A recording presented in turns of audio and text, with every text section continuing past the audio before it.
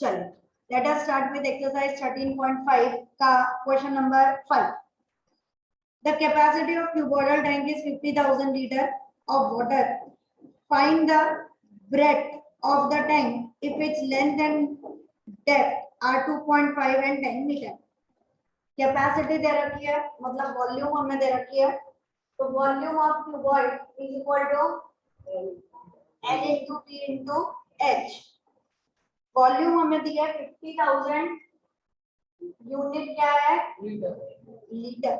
हमारे पास तो सारी चीजें क्या में होती हैं? मीटर में. तो 50,000 डिवाइडेड बाय 1000, तो ये हो जाएगा मीटर क्यूब में कन्वर्ट. लीटर से मीटर क्यूब में जाने के लिए डिवाइड बाय 1000.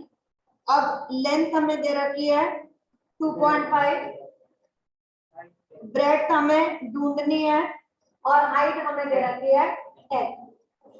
तो भी आंसर आएगा, कैलकुलेट करके आप ब्रेड्थ की वैल्यू ढूंढ लेंगे. ठीक. Question number 6. A village having a population of 4,000 requires 150 liter of water per day. एक दिन के लिए उन्हें पानी चाहिए 150 litre. It has a tank measuring इतना इतना इतना. For how many days will the water of this tank last? एक दिन में उनको 150 लीटर पानी चाहिए. अब कितनी पॉपुलेशन है वहां की? कितनी दे रखी है? 4,000 दे रखी है. तो कैसे मल्टीप्लाई कर दें? 150 मल्टीप्लाइड बाय 15 4 जा 60. 1 2 3 4. 1 2 3 4. ये क्या हो गया? लीटर. हमें क्या चाहिए? Metre cube. डिवाइड कैसे करेंगे? 1000. बढ़िया, समझ में आ गया. तो ये हो जाएगा मीटर क्यूब. ये मीटर क्यूब डिनोट कर रहा है वॉल्यूम को. तो ये 1000 से 1000 कट हो जाएगा, हमारे पास बचेगा 600. ठीक. अब ये नहीं पूछा उन्होंने क्या पूछा है कि बोले टैंक जो है उस टैंक के अंदर जो डायमेंशन है, उस टैंक का डायमेंशन है 20 इंटू 15 इंटू 6. तो उस टैंक के अंदर कितना पानी भरेंगे उसका वॉल्यूम होगा 20 इंटू 15 इंटू 6. अब ये पानी कितने दिन चलेगा? कितने दिन चलेगा? तो volume of tank upon volume of water required. Total पानी आपके पास जो भी है वो अपन ने ऊपर लिख दिया. और हमें पानी कितना चाहिए? सपोज करो हमारे पास पानी है 1000 लीटर और हमें एक दिन में चाहिए 100 लीटर. तो कितने दिन पानी चला? 10 दिन चला ना. तो अपन ने कोई चीज को यूज किया कि volume of tank upon volume of water required. मैंने मल्टीप्लाई नहीं किया क्योंकि मुझे टैंक की वॉल्यूम नहीं निकालनी. तो मैंने ये सोचा कि काय के लिए अपना टाइम वेस्ट करना, इसको as it is 20 into 15 into 6 रहने दो और अपॉन में volume of water required is. तो मेरा ये जो ऊपर का कैलकुलेशन का टाइम है वो बच जाएगा. बाकी मेरी जो भी काटापीटी है वो यहाँ पर हो जाएगी. कितने डेज हमारा आंसर गई. Next question number 7. अ गोडाउन का मेजरमेंट इतना इतना इतना. Find the maximum number of wooden crates each measuring इतना इतना इतना that can be stored in the godown. वापिस पूरा वॉल्यूम ऑफ गोडाउन. वॉल्यूम क्यों ढूंढ रहे हैं? क्योंकि हमें अंदर रखना है. ठीक है. और जब अंदर रखेंगे और अंदर भी क्या रख रहे हैं?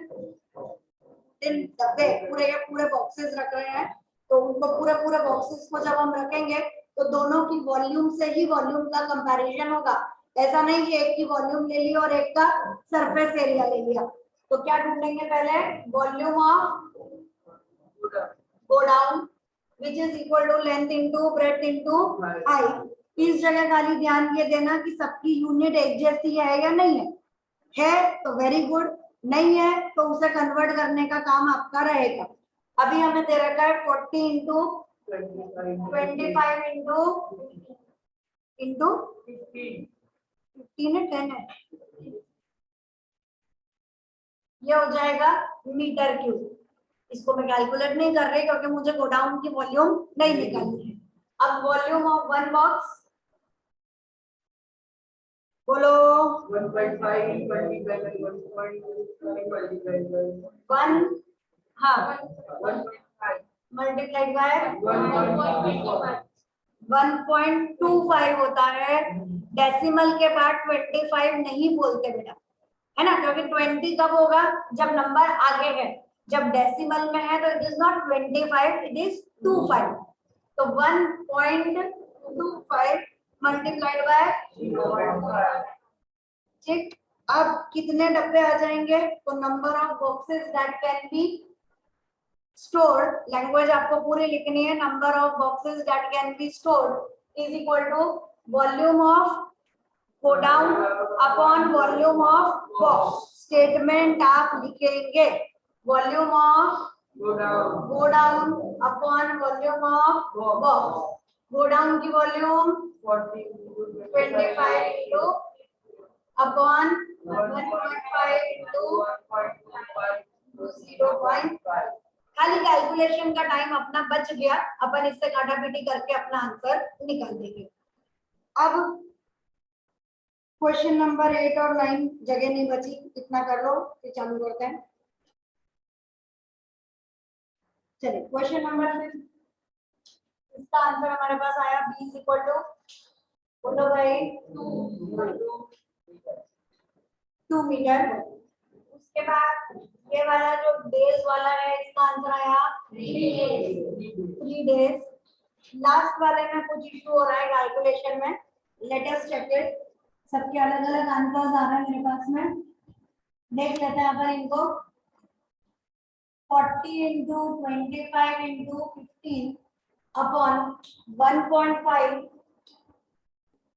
Into 1.25 into 0.5।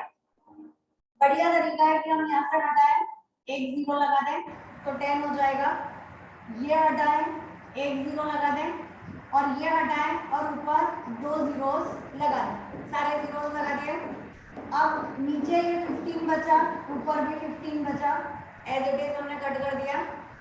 उसके बाद ये 5 5 जा 25, उसके बाद ये वाला 5 2 जा 10 और 5 जा बराबर, समझ में आ रहा है।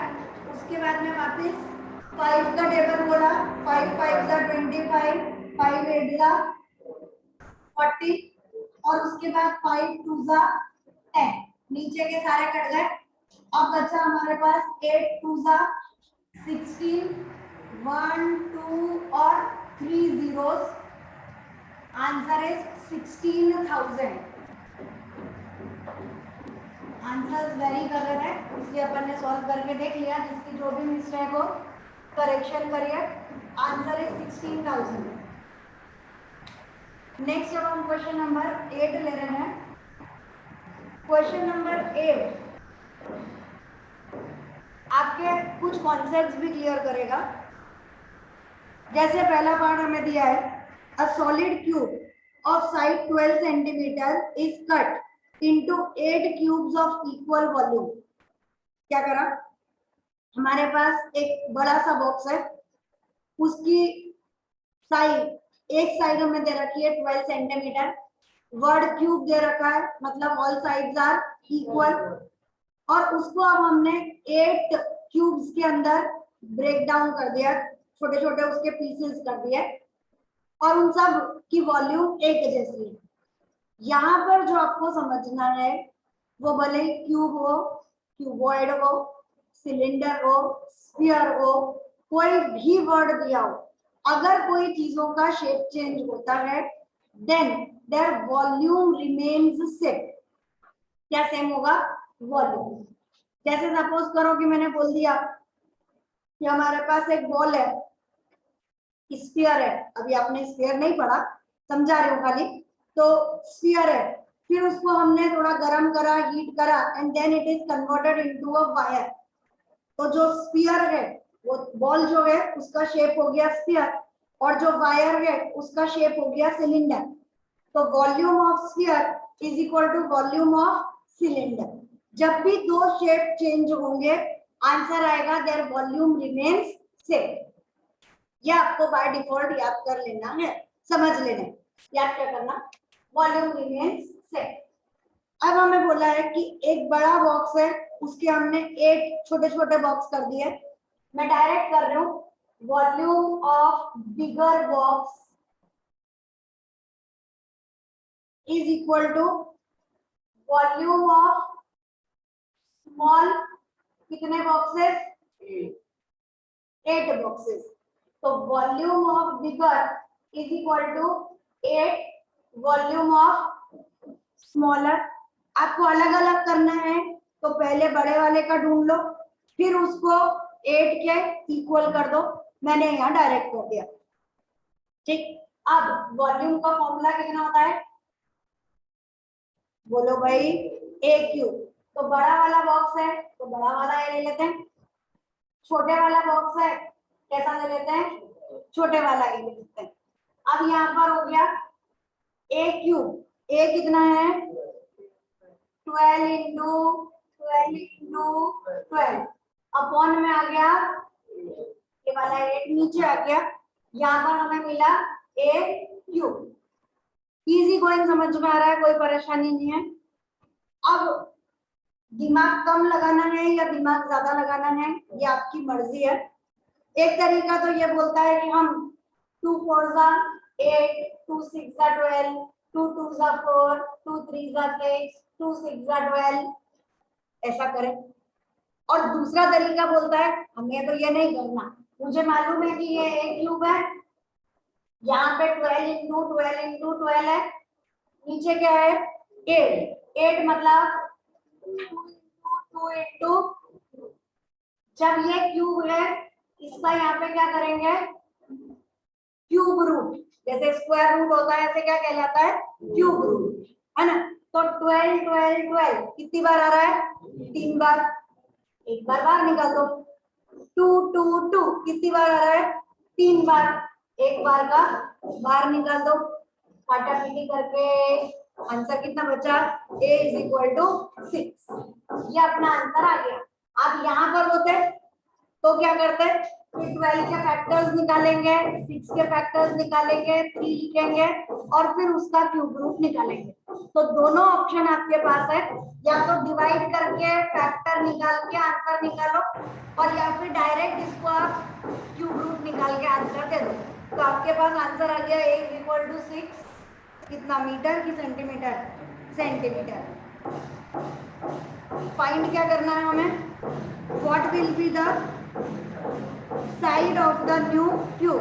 तो side of new cube is equal to 6 centimetre. ये आपका एक आंसर कंप्लीट हो गया। दूसरा उन्होंने पूछा है find the ratio between their surface area. Surface area का रेशियो हमें ढूंढना है। तो surface area of big cube is equal to 6 capital A square, बड़ा वाला क्यूब है, और सरफेस एरिया ऑफ कौन सा cube, small cube is equal to 6 small A square. अब रेशियो निकालने के लिए क्या करते हैं, दोनों को डिवाइड कर देते हैं, वो आप अगली स्टेप में लिखेंगे, मैंने यहीं पर लिख दिया, आप ऐसा नहीं करेंगे। अब 6 ए स्क्वायर, ए कितना है कैपिटल ए कितना है 12, तो 12 इंटू 12 अपॉन 6 इंटू स्मॉल ए कितना है 6, इट इज 6 इंटू एक 6 और एक 6 कट, 6 2 जा 12, 6 2 जा 12, 2 2 जा 4, तो रेशियो आ गया 4:1। चालू करिए।